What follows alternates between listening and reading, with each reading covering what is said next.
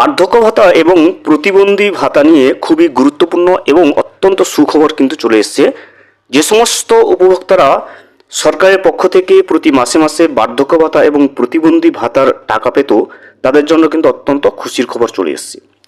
সরকার পরিবর্তনের পরে নতুন সরকারের সিদ্ধান্ত নিয়েছে যে বার্ধক্য ভাতায় আগে 1,000 টাকা করে দেওয়া হতো এবং প্রতিবন্ধী ভাতায় যে সমস্ত উপভোক্তারা ছিলেন তারাও কিন্তু প্রতি মাসে মাসে সরকারের পক্ষ থেকে 1,000 টাকা করে পেতেন। নতুন সরকারের নতুন নির্দেশিকা চলে এসছে।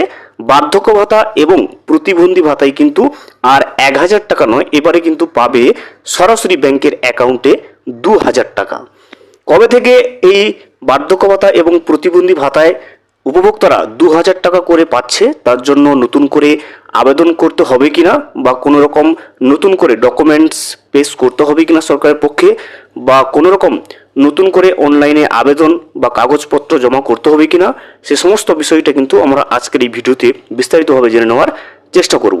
সর্বোপরি আমরা এটাও জেনে নেব যে বার্ধক্য ভাতা এবং প্রতিবন্ধী ভাতায় যে নতুন সরকার 2,000 টাকা করে দেওয়ার ঘোষণা করেছে, সেই 2,000 টাকা কবে থেকে বার্ধক্য ভাতা এবং প্রতিবন্ধী ভাতার উপভোক্তারা ব্যাংকের অ্যাকাউন্টে পেতে শুরু করবে, সেই সমস্ত বিষয়গুলো কিন্তু আমরা আজকের এই ভিডিওতে বিস্তারিতভাবে জেনে নেওয়ার চেষ্টা করব।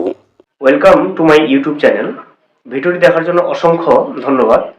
ভিডিওটি সম্পূর্ণভাবে দেখার আগে ছোট্ট একটা অনুরোধ, যদি চ্যানেলে নতুন হয়ে থাকেন অবশ্যই চ্যানেলটা সাবস্ক্রাইব করে রাখবেন এবং নোটিফিকেশনটা অন করে রাখবেন এই ধরনের সমস্ত আপডেট কিন্তু সবার আগে পাওয়ার জন্য। চলুন আজকের ভিডিওটি আমরা বিস্তারিতভাবে দেখে নিই। বার্ধক্য ভাতা 2,000 বৃদ্ধি প্রতিবন্ধী ভাতাও। বার্ধক্য ভাতার পরিমাণ বাড়িয়ে দিচ্ছে শুভেন্দু অধিকারীর সরকার। নারী শিশু ও সমাজ কল্যাণ দপ্তর সূত্রের খবর, বার্ধক্য ভাতা 1,000 টাকা থেকে বাড়িয়ে 2,000 টাকা করে দেওয়া হবে। সেই সঙ্গে রাজ্যে প্রতিবন্ধী ভাতাও বৃদ্ধি পাবে। তবে কবে থেকে এই সিদ্ধান্ত কার্যকর করা হবে তা কিন্তু এখনও স্পষ্ট নয়। শীঘ্রই সরকারের তরফে তা ঘোষণা করা হতে পারে। রাজ্যের নারী শিশু কল্যাণ ও দপ্তরের মন্ত্রী হিসেবে শপথ নিয়েছেন অগ্নিমিত্রা পল। তার দপ্তরই বার্ধক্য এবং প্রতিবন্ধী ভাতা বৃদ্ধির সিদ্ধান্ত নিয়েছে। এই দুই ক্ষেত্রেই আগে মাসে 1,000 টাকা করে দেওয়া হতো, এবার তা বাড়িয়ে 2,000 টাকা করার সিদ্ধান্ত নেওয়া হলো। সরকারের তরফে আনুষ্ঠানিক ঘোষণা এখনও হয়নি। রাজ্যে বার্ধক্য ভাতা আগে থেকেই চালু ছিল।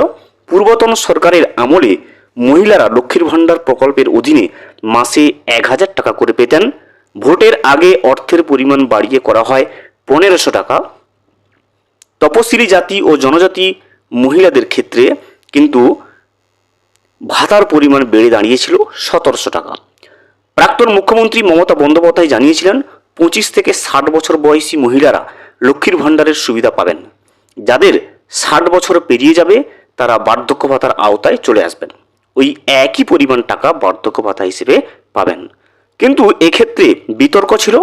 ভোটের মুখে লক্ষ্মীর ভাণ্ডারের অর্থ বৃদ্ধি করা হলেও বার্ধক্য ভাতার কথা উল্লেখ করা হয়নি আলাদা করে।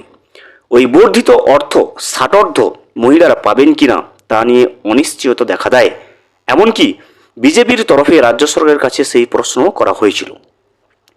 সুদোত্তর কিন্তু কোনো রকম মেলেনি। বিধানসভা নির্বাচনে একক সংখ্যাগরিষ্ঠতা নিয়ে পশ্চিমবঙ্গে ক্ষমতায় এসেছে বিজেপি। তারা ভোটের আগেই ঘোষণা করেছিল অন্নপূর্ণা ভাণ্ডারের কথা। ওই প্রকল্পের অধীনে মহিলাদের মাসিক 3,000 টাকা করে দেওয়ার কিন্তু কথা হয়েছিল। নতুন মুখ্যমন্ত্রী শুভেন্দু জানান, চালু থাকা কোনো রকম সরকারি প্রকল্প বন্ধ করে দেওয়া কিন্তু হবে না। তো দেখতে পেলেন যে সমস্ত উপভোক্তারা বার্ধক্য ভাতা এবং প্রতিবন্ধী ভাতা পেয়ে আসছে আগে থেকে সরকারের পক্ষ থেকে, ওই সমস্ত উপভোক্তাদের জন্য অত্যন্ত সুখবর।